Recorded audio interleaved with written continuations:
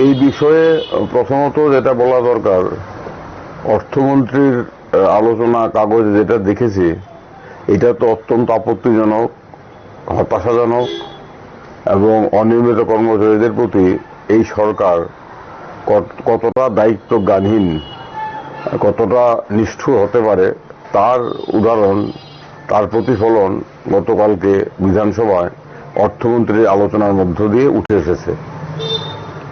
অর্থমন্ত্রী এখন বলছেন, কিন্তু অর্থমন্ত্রীর খেয়াল থাকা উচিত ছিল, তাদের স্মরণে আছে কি না জানি না, যে 2018 বিধানসভা নির্বাচনের পূর্বে তাদের ভীষণ ডকুমেন্টে তারা কি বলেছিলেন।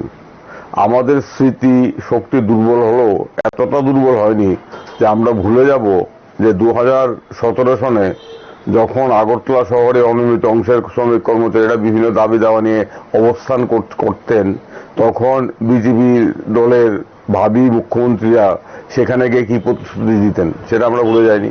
ভীষণ ডকুমেন্টে কি কথা ছিল, ডাবল ইঞ্জিন সরকার, সমস্ত অনিয়মিত কর্মচারীদের নিয়মিত করা হবে, কাউকে আন্দোলন করতে হবে না, কাউকে মিছিল করতে হবে না, সরকার সবার দাবি পূরণ করবে।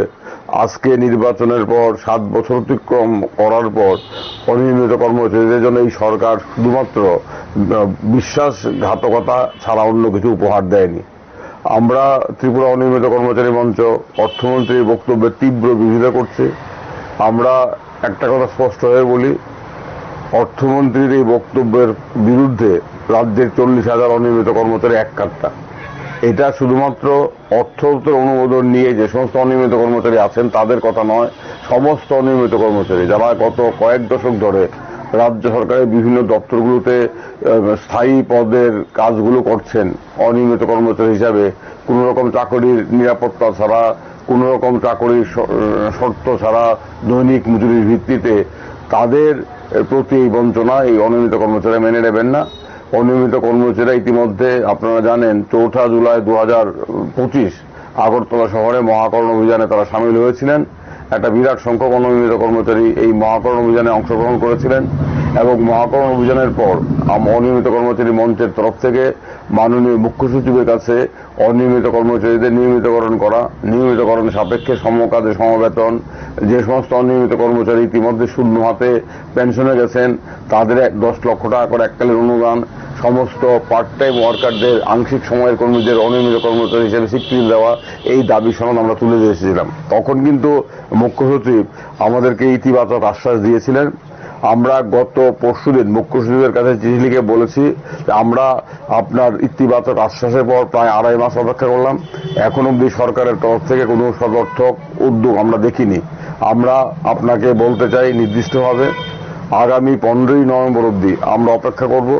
যদি 15ই নভেম্বরের মধ্যে সরকার আমাদের দাবিগুলো পূরণ না করেন তাহলে ত্রিপুরার যে 40,000 অনিয়মিত কর্মচারী তাদের পরিবার পরিজনরা বৃহত্তর আন্দোলনে নামতে বাধ্য হবেন।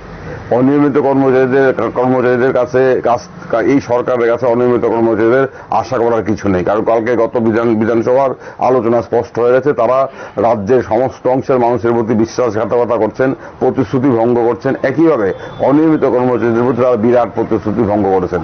এর জবাব অনিয়মিত কর্মচারী আন্দোলনের মধ্য দিয়ে দেবে। আমি আশা করব অর্থমন্ত্রীর বক্তব্যের পর সারা রাজ্য জুড়ে তীব্র প্রতিক্রিয়া হয়েছে, সেই প্রতিক্রিয়া দেখে রাজ্য সরকারের সম্বিত ফিরবে। মুখ্যমন্ত্রী, অন্যান্য মন্ত্রীরা অর্থমন্ত্রীকে বলবেন যে অনিয়মিত কর্মচারীদের সদর্থক ভূমিকা গ্রহণ করতে। যদি তারা এটা না করেন তাহলে অনিয়মিত কর্মচারীদের সামনে আন্দোলন ছাড়া অন্য কোনো রাস্তা নেই। আমরা একটা কথা জানি, খেলার নাম বাবাজি।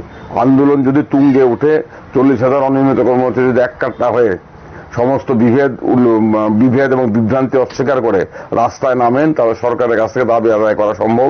এটা ইতিহাসের শিক্ষা। অনিয়মিত কর্মচারীরা গত 7 বছরের তিক্ত অভিজ্ঞতায়, তীব্র যন্ত্রণার মধ্য দিয়ে যাওয়ার পর তারা এই সিদ্ধান্ত উপনীত হয়েছেন এই সরকারের কাছ থেকে আন্দোলন ছাড়া কোনো কিছু আদায় করা যাবে না। কালকে বিধানসভায় অর্থমন্ত্রী এই কথাটা আবারও প্রমাণ করলেন। তাই অনিয়মিত কর্মচারীরা অর্থমন্ত্রীর এই আলোচনার পর যেটা আরো জোর সিদ্ধান্ত নিয়েছেন, আরো জোর প্রস্তুতি নিচ্ছেন, আগামী 15ই নভেম্বরের পর রাজ্য জুড়ে তীব্র আন্দোলন করো। আন্দোলনের মধ্য দিয়েই আমরা অনিয়মিত কর্মচারীদের প্রতি সরকারের বঞ্চনার যথাযোগ্য জবাব আমরা দিতে পারবো, এই বিশ্বাস, এই ভরসা আমাদের আছে।